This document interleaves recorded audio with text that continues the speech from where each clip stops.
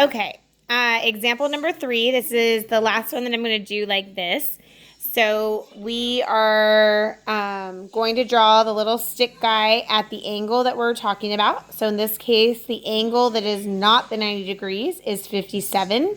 So my little stick figure goes there. We're then going to label the sides.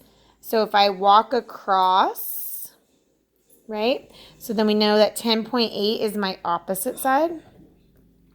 If I go across from the 90-degree angle, we know that that is my hypotenuse, which leaves the one next to me as my adjacent. So hopefully we're getting better at that. And so then our question is, what do we have and what are we looking for? So we have the angle. The angle is needed. So we have 57 as our angle. And then we have the opposite side. The opposite side is 10.8. And then the question is, what are we solving for? What do we actually need? Well, in this case, we're solving for x, which is the hypotenuse. So x is our unknown. So we go back to SOHCAHTOA and we say, okay, which one involves the opposite and the hypotenuse? Because that ratio is going to help us solve for it. So we look and we go, oh, it's sine. So sine has opposite and hypotenuse. So we're going to go sine of the angle, so the angle is 57, equals opposite, so we have opposite right here, over the hypotenuse goes in the denominator. So you'll notice that in this case, compared to the other two examples, the x value is in the denominator. So we're going to have to do one extra step. So the extra step here is to get rid of the denominator, we're going to multiply both sides by x, like we did previously. But because x is a variable, you'll notice that over here, I have x times sine of 57. So I have x times the sine of 57. And over here, I'm left with 10.8. Well, the goal is to not get 10.8 by itself. The goal is to get x by itself. So I then need to do one more step.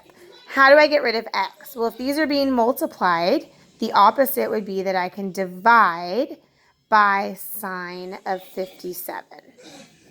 And which, if I do it to one side, I have to do it to the other. So I'm going to divide both sides by that. When I have one thing that equals the other on top of each other, they cancel out. So I have x equals 10.8 divided by the sine of 57. So now I need to do this part in the calculator, okay? So we're going to go to the calculator and we're going to put that in, okay?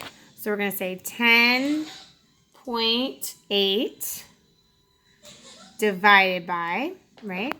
And then use your parentheses. And in this case, we said sine. So we're going to go click sine. And it's 57 degrees. Okay. And so then now we can hit enter. And we roughly get 12.9. Okay. So we just solved for x now. So x is roughly 12.9. This was different because instead of multiplying, we ended up dividing by the trig function. So the shortcut is when the x is in the denominator, these actually switch. So you'll see it over here. We ended up with 10.8 divided by sine of x.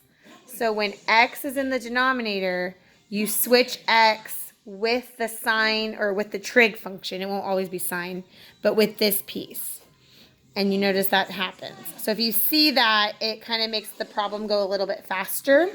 And so we know that the answer now is 12.8, and we had to do one extra step. All right, the next example is when we don't know the angle. So please watch the next example.